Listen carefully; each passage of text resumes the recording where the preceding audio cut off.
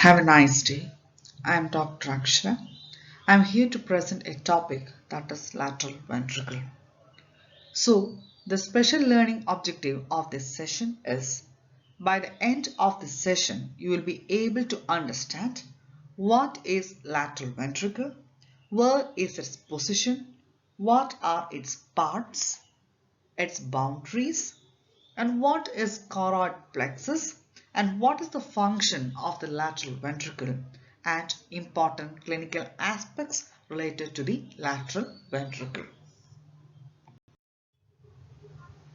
The interior of the brain contains a series of cavities which are called as the ventricles, and the main purpose of this ventricle of the brain is the production of CSF.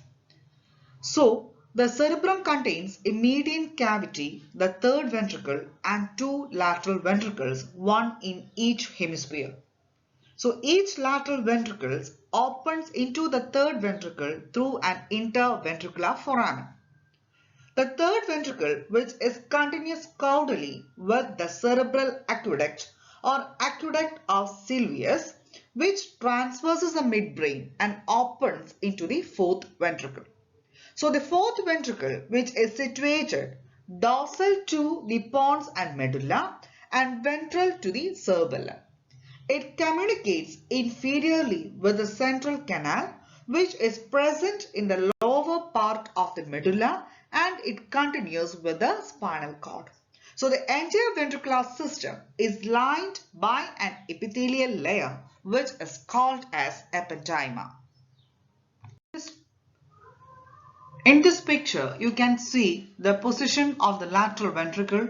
You can see the position, the slit-like cavity, that is the third ventricle. And there is a diamond-shaped or rhomboid-shaped fossa. It is the fourth ventricle between the cerebellum and the pons and the medulla.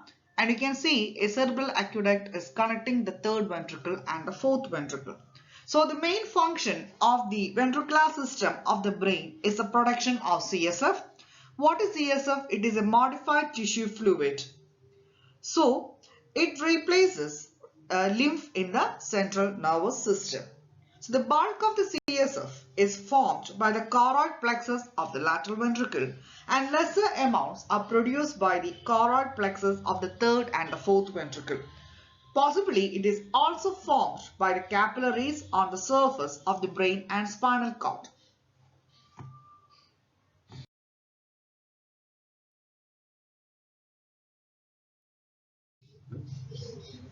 Each cerebral hemisphere has lateral ventricle. So it is roughly C-shaped. It wraps around the thalamus, lentiform nucleus and the caudate nucleus. And this ventricle is lined by ependyma. So there is the production of CSF. So it is filled with CSF, and the capacity of the lateral ventricle is 7 to 10 ml of CSF.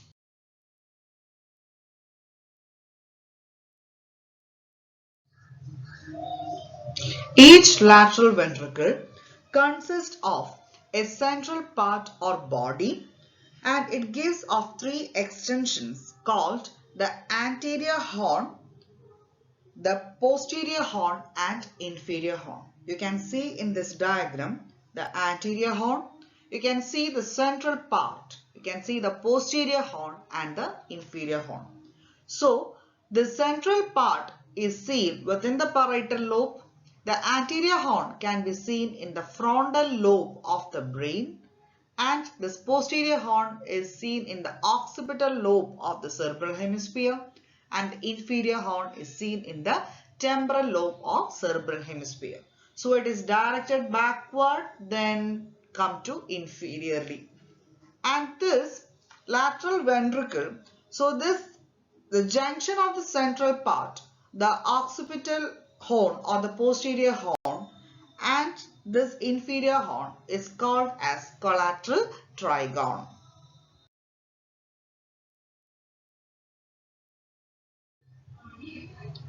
In this dissected specimen of the brain, you can see the lobes of the brain, that is the frontal lobe, parietal lobe, occipital lobe, the temporal lobe, And these are the structures that is seen around the course of the lateral ventricle.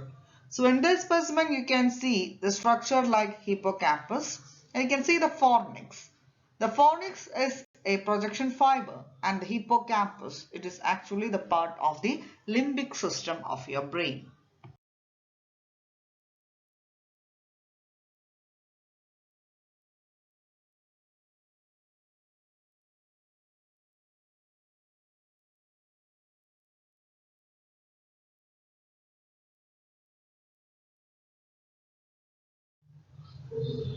In this specimen, you can clearly see the location of the anterior horn, body, the posterior horn and the inferior horn.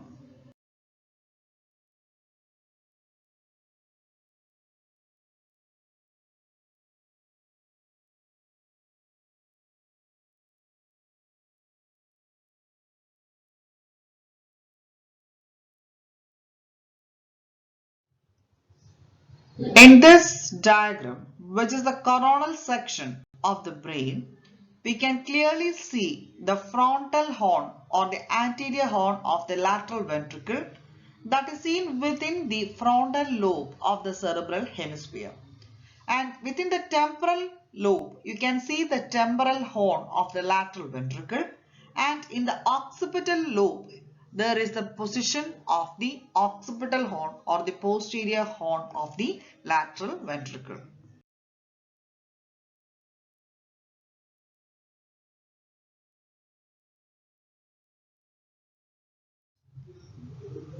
Two lateral ventricles are separated by a septum that is called septum pellucidum. So the septum pellucidum is forming the medial wall of the lateral ventricle. So it is a medial boundary of the lateral ventricle. So what is septum pellucidum is? It is nothing but it is thin vertical sheet of nervous tissue which consists of grey and white matter. It is covered on either side by ependyma.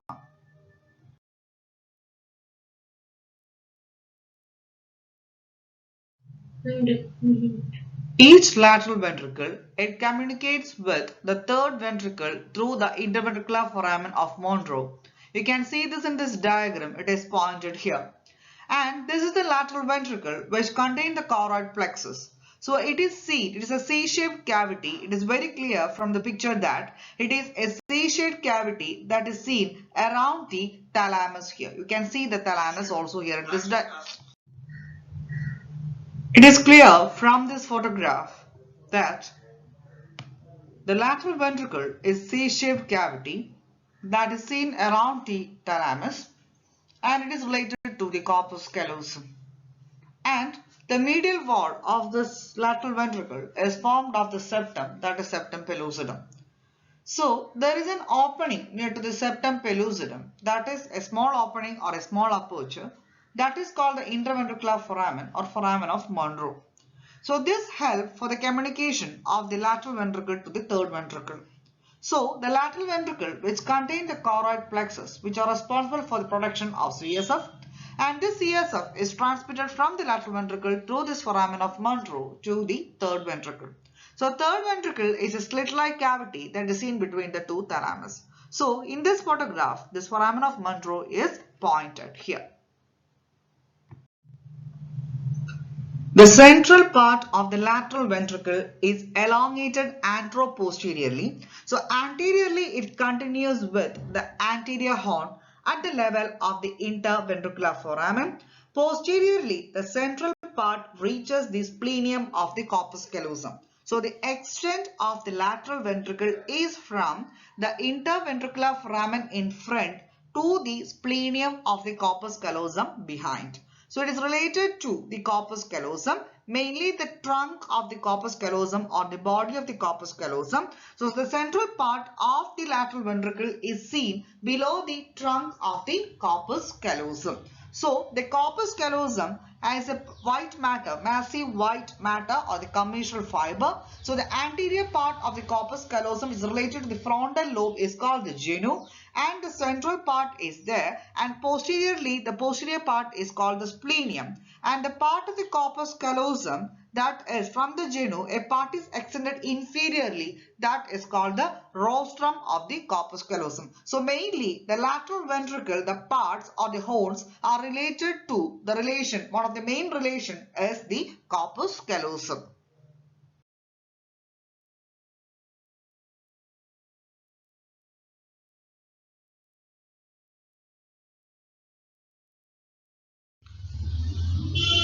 If you take a cross section, the section appears to be triangular. So the triangle, there will be three main boundaries. So here also it presents a roof, it presents a floor, and it presents a medial wall. And the roof and the floor, they meet on the lateral side.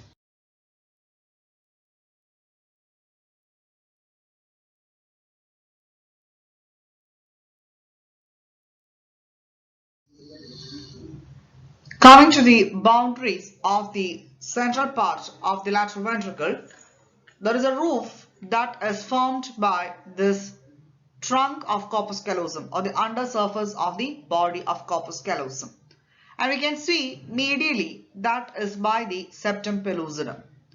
And floor from lateral to medial. First one is the body of the caudate nucleus.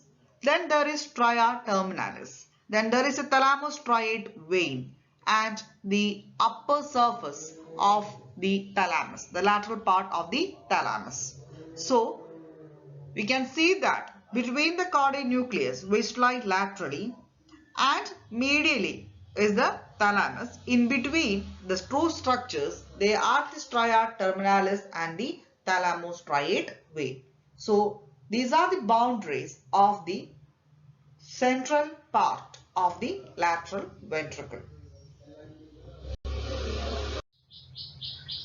Coming to the boundary of the central part of the lateral ventricle, we already seen in coronal section, it presents three boundaries, that is roof, floor and the medial wall. So the medial wall of this central part is formed by septum pellucidum. Then come to the roof. So it is formed by the undersurface of the trunk or the body of the corpus callosum. Then there is a floor. The floor is formed from lateral to medial. Laterally, what you can see is the body of the caudate nucleus. So, caudate nucleus is a part of your basal ganglia which presents head, body and the tail. So, the body of the caudate nucleus is related to the central part of the lateral ventricle. The next structure, medial structure to the body of the caudate nucleus is stria terminalis. Then medial to that is the thalamus striate vein. Further medially, the structure is thalamus. That is the upper surface of the thalamus. That is the lateral part of the upper surface of the thalamus. So, once more summarizing the boundaries of the central part, roof is formed by the undersurface of body of corpus callosum. Medial wall is formed by septum pellucidum and the floor from lateral to medial is formed by the body of caudate nucleus, stria terminalis, thalamus striate vein and the upper surface of the thalamus. That is the lateral part of the upper surface of the thalamus. The anterior horn of the lateral ventricle lies anterior to its central part, the two being separated by an imaginary line drawn at the level of interventricular foramen. So, the anterior horn is an extension of the central part and its situation is in the frontal lobe. And the extent of the anterior horn is from the interventricular foramen to the posterior surface of genu.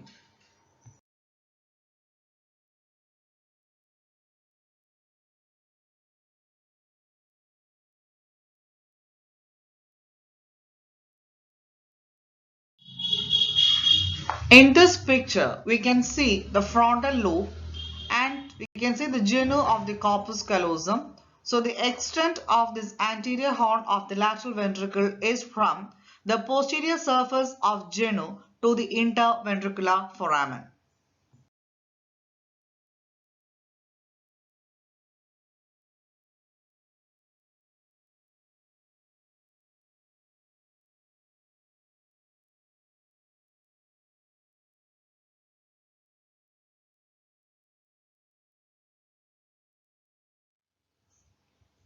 In this picture, we can see the anterior horn of the lateral ventricle, which is extending from the posterior surface of genu to the interventricular foramen.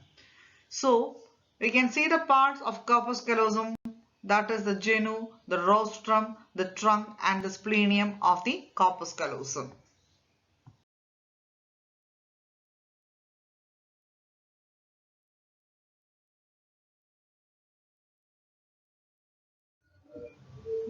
So, boundaries of anterior horn. So, the boundaries are anterior wall, roof, floor and medial wall. The roof of the anterior horn is formed by the undersurface of the anterior part of the body or trunk of corpus callosum. So the anterior wall of this anterior horn is formed by genu of the corpus callosum, which is denoted by G. Of the anterior horn is formed by mainly head of caudate nucleus, and small part of the floor is formed by the upper surface of the rostrum of corpus callosum, and the medial wall is formed by septum pellucidum. So once more, the structures that is forming the boundaries of anterior horn is: the roof is formed by the undersurface of anterior part of trunk of corpus callosum. Anterior wall is formed by genu of corpus callosum, and the floor is formed by head of caudate nucleus and the rostrum of corpus callosum, and the medial wall is formed by septum pellucidum. And one more thing we have to note in the case of anterior horn is that the talar choroidium and the choroid plexus do not extend into the anterior horn. According to the Wisdom Singh textbook, the anterior horn is roughly triangular in coronal section. It presents roof, floor, anterior, medial and lateral wall. The roof is formed by the undersurface of the anterior part of body of corpus callosum.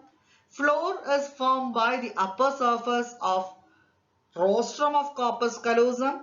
Anterior wall is formed by genu of corpus callosum. The medial wall is formed by septum pellucidum, and the lateral wall is formed by the bulging head of the caudate nucleus. The description above is based on I.B. Singh textbook of neuroanatomy.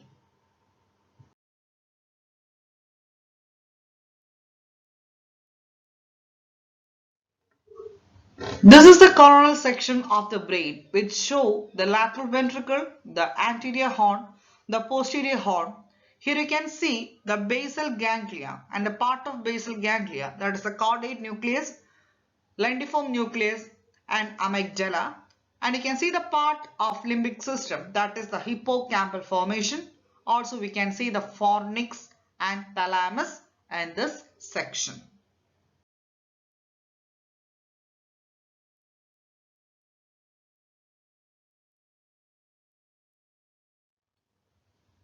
The posterior horn of the lateral ventricle extends backward into the occipital lobe.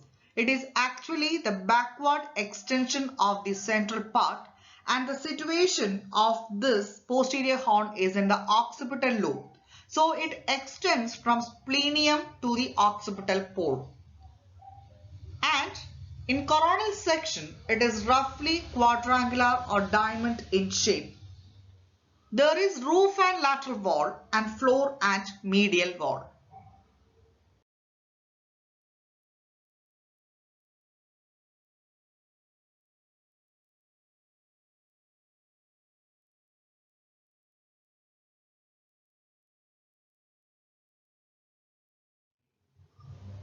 In this picture, you can see clearly the extent of the posterior horn from the splenium of the corpus callosum to the occipital pole of the occipital lobe.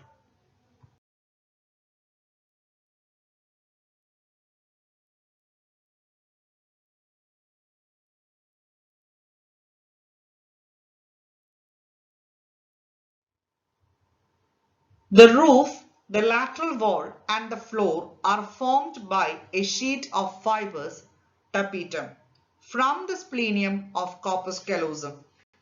The posteriorly sweeping fibers of the optic radiation remain separated from the cavity of the posterior horn by the tapetum. The medial wall is invaginated by two ridges. The upper elevation of this is called the bulb of posterior horn, which is formed by the fibers of forceps major, and the lower one, the calcar abyss, is produced by the anterior part of the calcarine sulcus. The inferior horn is the largest and the longest of the three horns. It begins where the central part and posterior horn meets. It curves ventrally downward and forward into the temporal lobe. So the situation of the inferior horn is in the temporal lobe. The area where the inferior horn and the posterior horn meet or diverge is called the collateral trigone. The inferior horn lies more or less parallel to the superior temporal sulcus. In the coronal section, it appears like a transverse slit. So it presents the roof and floor. The lateral part of the roof is formed by the tapetum and further medially by the tail of caudate nucleus and stria terminalis. The floor presents the following features from lateral to medial side. The first elongated swelling that is seen in the lateral part is the collateral eminence, which is produced by the collateral sulcus. The next longitudinal elevation, which is parallel and medial to the collateral eminence, is hippocampus. The fibers of hippocampus, they form a thin sheet of white matter that is called alveus. It covers its ventricular surface. The fibers of this alveus, they converge medially and form a ridge that is called fimbria. Choroid plexus is the most medial structure in the floor that passes into the inferior horn through the choroid fissure.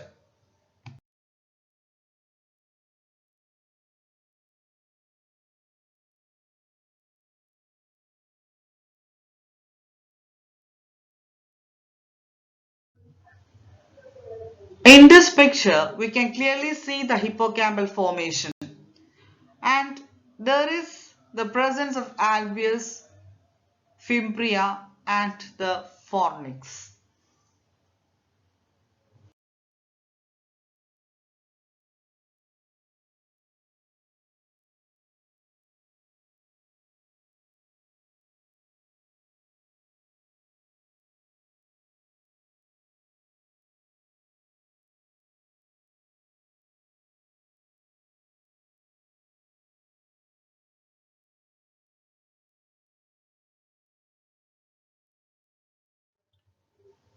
This is the coronal section of the brain showing the anterior horn and the inferior horn of the lateral ventricle.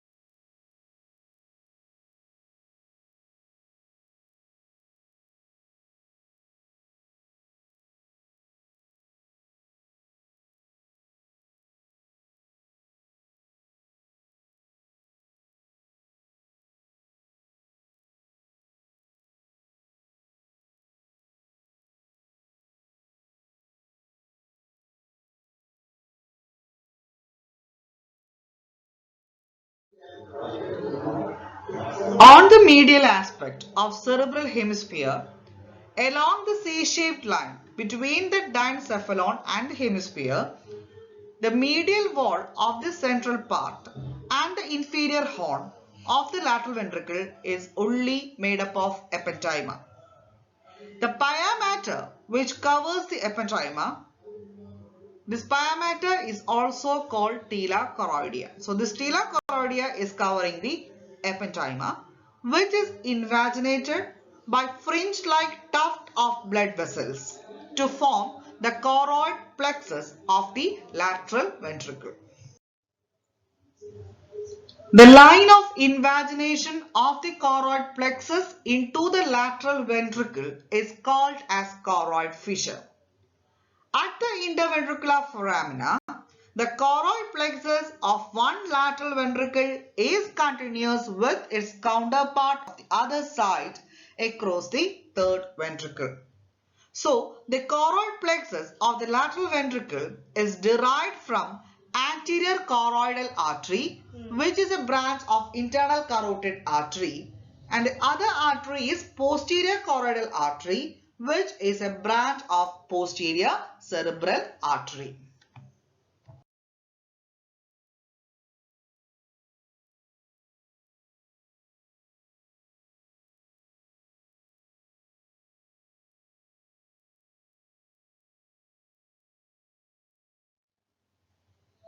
Ventricular system of the brain can be visualized by CT scan, MRI, ventriculography, air encephalography.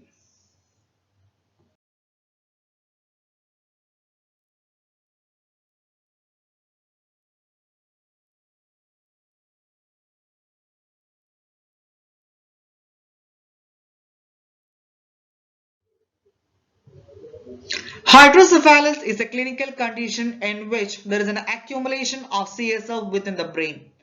This typically causes increased pressure inside the skull. Older people may have headache, double vision, poor balance, urinary incontinences, personality changes or mental impairment. In babies, it may be seen as a rapid increase in head size.